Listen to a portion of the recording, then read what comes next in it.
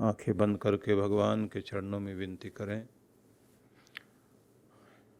हे सच्चिदानंद स्वरूप सर्वशक्तिमान देव, जगदाधार जगदीश्वर,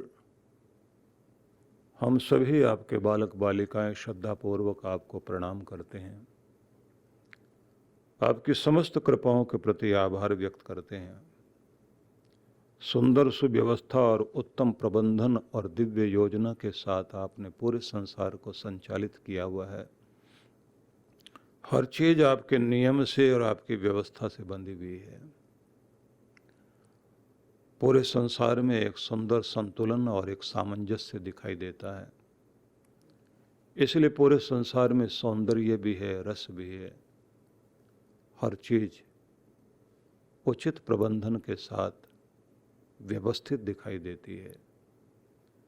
यह आपके दिव्य प्रज्ञा का ही चमत्कार है, जिसके कारण असंख्य जीव जंतु मनुष्य इस धरती पर रहते हैं और सबकी व्यवस्था होती है। परमेश्वर, हम भी अपने जीवन को सुंदर ढंग से व्यवस्थित कर सकें, सुविचारित योजनाओं के साथ चल सकें, अच्छा अनुशासन हमारे जीवन में हो। हम हर दिन सुव्यवस्था बनाने के साथ साथ एक अच्छा संतुलन भी जीवन में लाएं,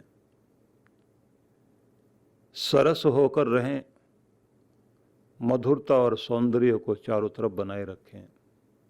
लेन देन में, उठने बैठने में, व्यवहार में, आचार में, सब में वो सौंदर्य दिखाई दे, उसका आनंद भी स्वयं ले सकें। स्वयं में जब आनंद होता है, प्रेम होता है, तो वही बाहर भी छलकता है। भीतर की कमी बाहर आती है, भीतर की संपन्नता भी बाहर दिखाई देती है। अपनी कृपा छाया से हमें भरिए, अपनी करुणा बरसाइए भगवान। आपका आशीष हमारे सिर पर रहे। आपके चरणों से जुड़कर जिन जिन लोगों ने जो जो भी सेवा की है और जो भी आस लगाकर आपके साथ इस समय प्रार्थना में है, निवेदन कर रहा है, भगवान सबकी मनोकामना पूरी करना। पिछड़ गए हैं जो लोग, वो फिर आगे आएं।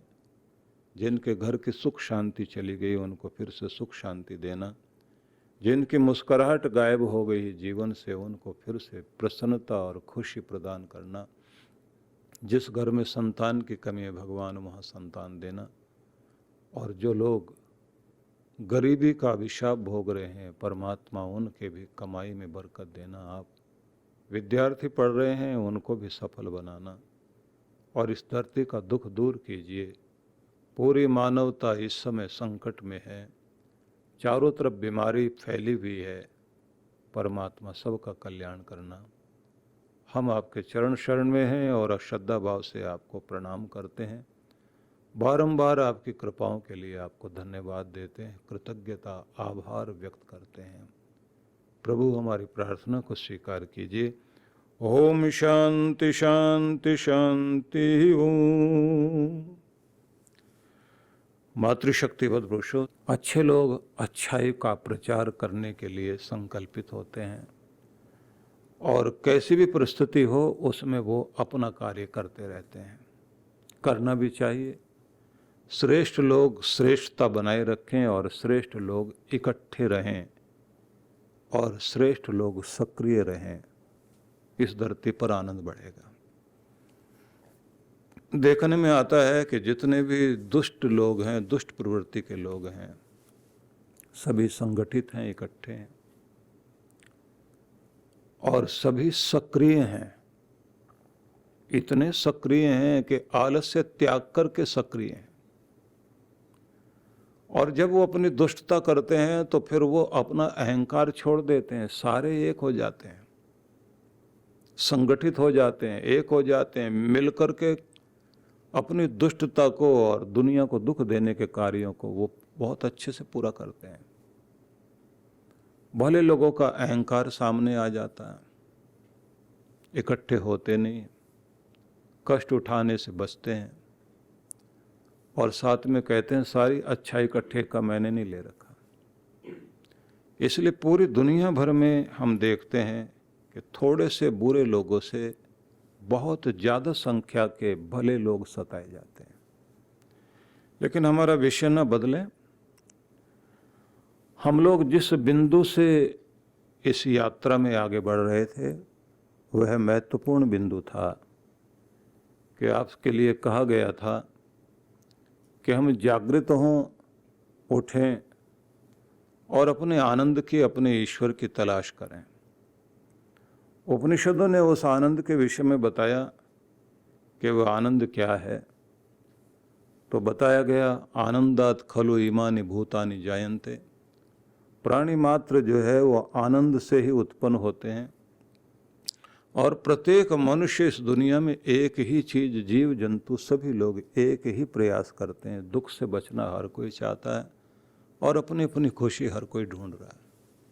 उस खुशी में आदमी जीना चाहता है, उसी खुशी के साथ में मरना भी चाहता है। इसलिए जो ये कहा जाता है, जब हम पैदा हुए जग हंसा हम रोए, बस ऐसी करनी कर चलो हम हंसें और जग रोए। मतलब लोगों के आंखों में प्रेम के आंसू रहें हमारे बिछड़ने के, लेकिन हमें तो मरना भी हो तो हंसते मुस्कुराते हुए मरें। आनंद में जीना चाहता है आदमी, आनंदित रहते हुए सांस लेना चाहता है और आनंद में समाहित होना चाहता है।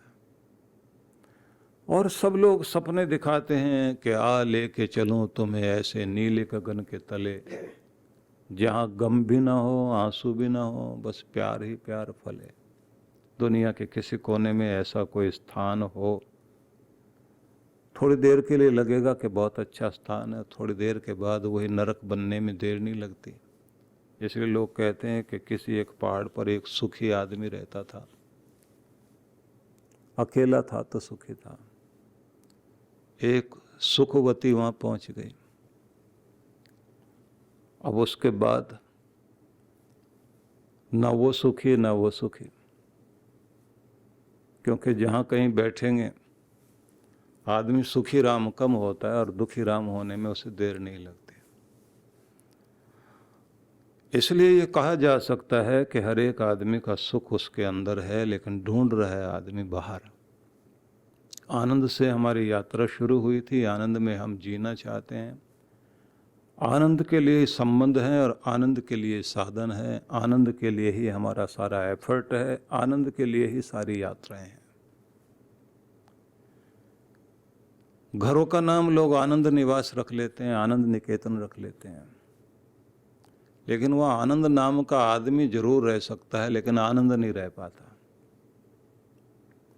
क्योंकि आनंदित होने के लिए हम लोगों के लिए बड़ी समस्याएं हैं। मैं विदेश में था तो वहाँ मैंने लोगों से पूछा कि जीवन का सुख क्या है, आनंद क्या है, क्योंकि वो मेरे से कह रहे थे कि आप बताइए आप किस विषय को लेंगे। मैंने कहा आप लोग बताइए क्या विषय आप चाहते हैं। बोले जीवन के आनंद के विषय में या जीवन को सुखी करने के विषय में आप बताइए। मैंने कहा आप लोग किस चीज़ को सुख मानते हैं। बोले हमारे यहाँ तो यूरोप हो या अमेरिका हो, 5 चीज़ों को सुख माना जाता है। बोले सब लोग उसी को चाहते हैं। मैंने कहा वो क्या है। बोले सैलरी जो है वो अमेरिकन सैलरी होनी चाहिए, मतलब आदमी की कमाई जो है डॉलर में होनी चाहिए, बस ये पहला सुख है। मैंने कहा इसमें आपका आनंद है। बोले हाँ साहब इसी में आनंद है। मैंने कहा उसके बाद, बोले कार जो है ना वो भी एक आनंद है यहाँ, लेकिन वो कार जो है वो जर्मन कार होनी चाहिए, मतलब वहाँ की जो BMW से लेकर के OD और वो जो भी होती होंगी। तो मैंने कहा ये 2 हो गए, मैं भी गिन रहा था, वो बताते जा रहे थे। मैंने कहा अब और तीसरा बताइए। मैं सोच रहा मंत्र बता रहे होंगे। उन्होंने कहा जो हाउस है व्यक्ति का, ब्रिटिश हाउस होना चाहिए, तीसरे नंबर की खुशी इसमें है। ब्रिटिश लोग जैसे रहते हैं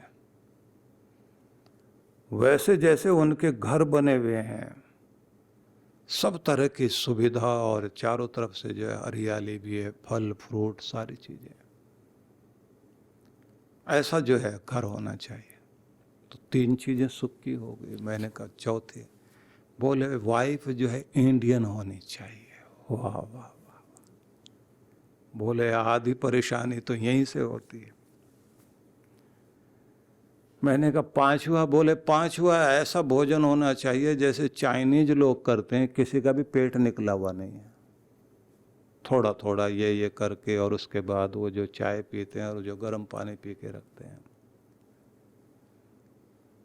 तो मैंने कहा ये तो हो गया आपका सुख। बोले, मैंने कहा दुख, बोले उल्टा हो जाए तो। मैंने कहा उल्टा से मतलब क्या है?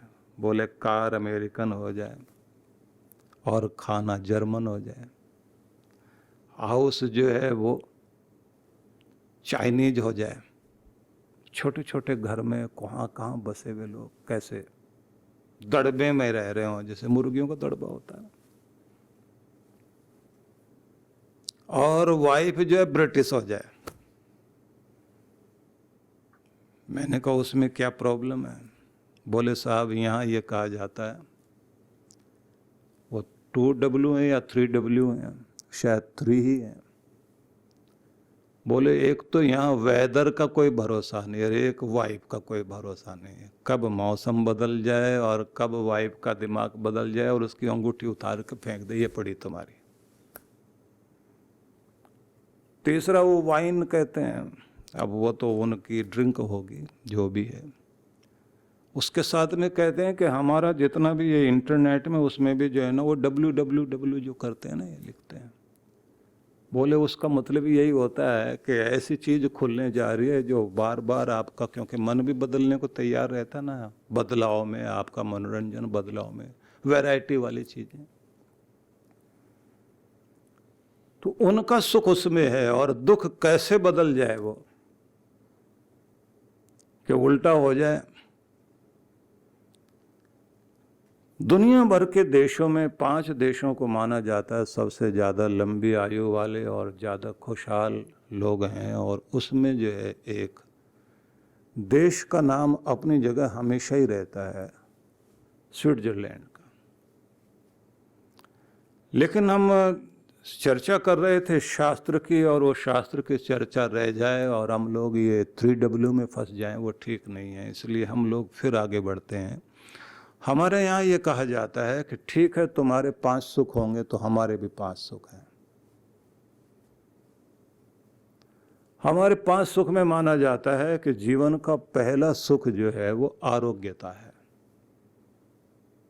आपकी हेल्थ अगर ठीक है तो जीवन का सबसे बड़ा सुख है, क्योंकि आपकी जिंदगी की लिस्ट को 2 तरह से बनाया जा सकता है। एक लिस्ट वह है जो आप पैसे से खरीद सकते हैं, और एक लिस्ट की चीज वो हो सकती है, सूची में लेकर आइए, जो पैसे से नहीं खरीदी जाती। और जब आप उनको हिसाब लगा के देखेंगे, जो पैसे से नहीं खरीदी जा सकती और आपकी जिंदगी में है, वो ज्यादा कीमती है। आपकी नींद वो पैसे से नहीं आती, आपका प्यार, आपका विश्वास, आपकी सेहत, भरोसा, आपकी मित्रता, बहुत सारी चीजें हैं ऐसी करके आप गिनते चले जाइए, वो पैसे से नहीं मिला करते। मतलब आप जो नौकर ले आएंगे, सेवक और वफादार आदमी, वफादारी खरीदी नहीं जा सकती। और अगर खरीद ले कोई आदमी तो उसे वफादारी नहीं कहा जाता, क्योंकि उससे ज़्यादा पैसे दे करके दूसरा खरीद लेगा। फिर जो खरीदी जा सकती है तो वो वफादारी नहीं, वो प्यार नहीं है, वो सेवा भी नहीं है। तो 2 लिस्ट हो गई जिंदगी की। एक जो पैसा दे करके आप खरीदते हैं, पैसा देकर जितनी भी चीज़ें खरीदी जाती हैं वो ऐसी चीज़ें हैं कि वो कब बदल जाएं और कब उसके द्वारा आपको दुख मिलने लग जाए। उस लिस्ट के बारे में अगर हम लोग बात करते हैं तो एक लंबी चौड़ी चर्चा उसके लिए हो जाएगी, क्योंकि बहुत नाप तोल करके समय होता है हमारे पास सुबह का, और उस समय में हम लोगों ने बहुत सारी चर्चाएं करनी है। तो इसमें आप ये बहुत अच्छे से ध्यान कर लीजिए कि सबसे पहले महत्वपूर्ण चीज है आपकी सेहत, जो पैसे देने से नहीं मिला करती। पैसे से आप जिम खरीद सकते हो, इंस्ट्रक्टर खरीद सकते हो, लेके आ जाओगे, बढ़िया दवाइयां आप ला सकते हो, लेकिन सेहत नहीं मिलेगी। जैसे विद्या जो है वो पैसे देने से नहीं मिलती। अच्छे स्कूल की फीस आप दे सकते हो, लेकिन अमीर का बेटा पढ़ना ही नहीं चाहता। प्रोफेसर अपने बच्चे को पढ़ाना चाहता है, उसकी बुद्धि काम ही नहीं कर रही, वो कहता है ये तो फालतू का आदमी है। मेरी माँ इसके बारे में जो रात में बताती है खड़े होकर, जब झगड़ा होता है ना घर में, उस समय कहती है तो 2 पैसे का आदमी भी नहीं। वो बच्चे को लगता है कि इसका काम मैं क्यों करूं, प्रोफेसर मैं क्यों बनूं। पति पत्नी जब झगड़ते हैं ना, तो बच्चे जो है उसके बाद दोनों कहे ना माँ बाप की इज्जत किया करो। वो कहते हैं हमें पता है आप दोनों कितनी इज्जत करते हो और दोनों क्या हो, दोनों खुद ही परिचय देते हो एक दूसरे का। जब वो झगड़ते हैं तो इतना बढ़िया परिचय देते हैं दोनों एक दूसरे का, तो ये तेरा खानदान ही है। और उसके बाद वो कहते तुम्हारी माँ बाप ने तुम्हें क्या सिखाया, तुम्हें तो ये बोलना भी नहीं आता, वो पढ़ना भी नहीं आता, तुम्हारे पास तो कोई शिष्टाचार नहीं, लेडीज के साथ कैसे बात करनी चाहिए। अब बच्चे उस चीज को देख रहे होते हैं और वो फिर माँ बाप का वो प्रोफेशन चुनना भी नहीं चाहते। इसलिए सार में हम ये कह सकते हैं कि जिंदगी में सुख ढूंढना और जीवन में आनंद ढूंढना है, तो हम लोग सब के सब उसका प्रतिबिंब ढूंढ रहे हैं, और वो भी बाहर। परम पूज्य श्री सुधांशु जी महाराज के पावन सानिध्य में अमृत ज्ञान वर्षा बेंगलुरु 17 से 20 जुलाई 2025। कार्यक्रम की रूपरेखा शुभारंभ 17 जुलाई सायं 5 से 7 बजे, 18 एवं 19 जुलाई प्रातः 10 से 12 बजे, सायं 5 से 7 बजे। स्थान Purnima convention hall, 31st cross, 16th main Jayanagar, 4th block, Bengaluru. 20 जुलाई प्रातः 11 बजे। स्थान श्री धाम आश्रम, आदि विश्वनाथपुरा, राजन कुंटे, बेंगलुरु। आयोजक विश्व जागृति मिशन, बेंगलुरु। संपर्क सूत्र